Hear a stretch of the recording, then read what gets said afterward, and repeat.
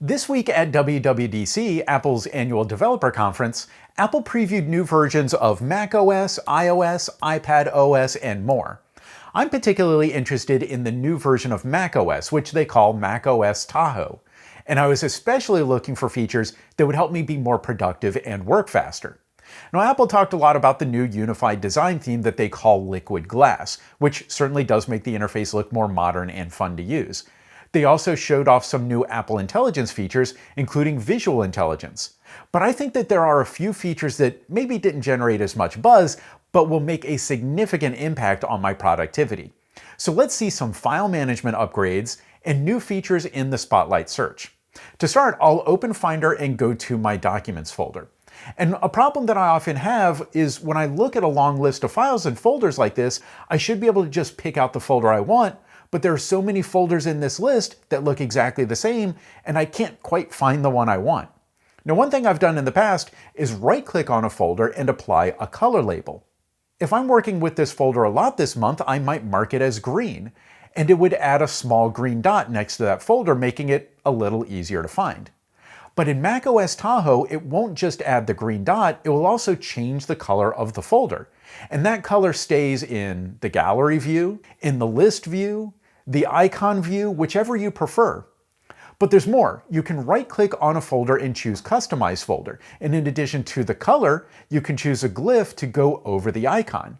So I'll choose something that will remind me of this client. And while I'm at it, I'll add a different color and glyph to another folder. A moment invested in labeling your folders will make them much easier to find in the future. Now, speaking of finding things, I'm really excited about the updates to Spotlight. So I'll use the keyboard shortcut. I'll hold the Command key and tap the spacebar to open Spotlight. With Spotlight open, I can type in a word and it searches the computer.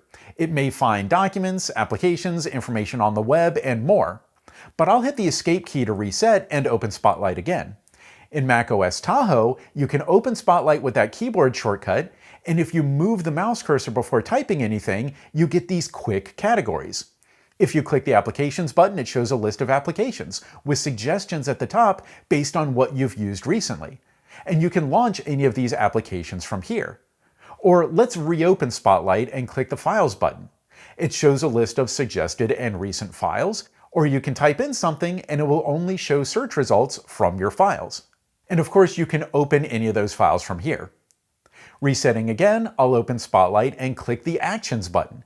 This lets you choose from common actions that you might run on your Mac. And these don't just launch applications, they activate specific actions within an application. So if I want to set an alarm, I could find it on the list or type the word alarm to search for it, hit the Return key, then fill in these fields. I'll put in the time, hit the Tab key and put in the name for this alarm, and hit Return, and that alarm is set. And I'll reset and go back to Spotlight Actions again. Next to any of these actions, you can click the button to add quick keys. So next to Send Email, I'll click the Quick Keys field and type SM. To me, SM means Send Mail, but you can set whatever quick keys make sense to you.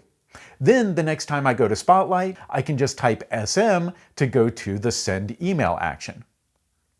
But now I really have saved the best for last. This is something that seems pretty small, but it's going to be huge for me. Have you ever copy and pasted something, then copy and pasted something else, but later you want to go back to the thing that you copied a few hours ago? Well, now all you have to do is open Spotlight and click the button to see the Clipboard History. For privacy's sake, there is an option at the top to clear this list, and you can right-click on an individual item if you want to remove just one item. Or you can simply click the copy button to the right of an item, then you can paste it wherever you want. Or even better, and I love this, if there's anything on this list that refers to a file, like this PDF file or this picture file that I copy and pasted earlier, I can just double-click on it and it will paste that file directly on the desktop. And that's going to be a huge help for me. Now remember, Apple announced these features this week, but macOS Tahoe and all of the other new updates will not be available to the general public until later this year. In recent years, the new versions of macOS have launched in September or October, so we've got some time.